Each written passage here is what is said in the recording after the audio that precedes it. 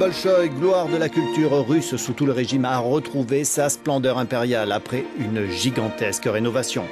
Il rouvre avec une soirée de gala retransmise en direct dans 100 cinémas du monde entier. Il aura fallu 6 ans de travaux sans précédent destinés à sauver cet établissement fondé en 1776 qui, faute de rénovation ces 150 dernières années, se trouvait dans un triste état, comme le rappelle son directeur. Le bâtiment était dans une condition dramatique. La probabilité de son effondrement était estimée à 70%, ce qui est très élevé. Nombre d'entre vous se souviennent peut-être que, lors de la dernière saison, avant la fermeture, on ne pouvait plus utiliser l'entrée principale parce qu'elle menaçait de s'effondrer. Et on ne pouvait plus laisser accéder au balcon supérieur pendant la dernière saison. Nous avions atteint un point critique.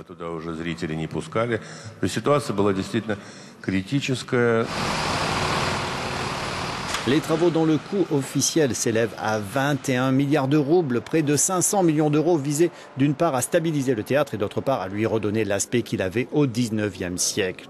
Les spectateurs découvriront un théâtre impérial et non plus celui de l'époque soviétique, dont le rideau était décoré de la faucille et du marteau, où Staline prononça des discours et où fut annoncée la mort de Lénine. Après la soirée de gala, la saison s'ouvrira le 2 novembre sur cette scène historique avec Ruslan et Lyudmila de Glinka, mise en scène par Dmitri Tcherniakov avec la soprano Albina Shagimuratova.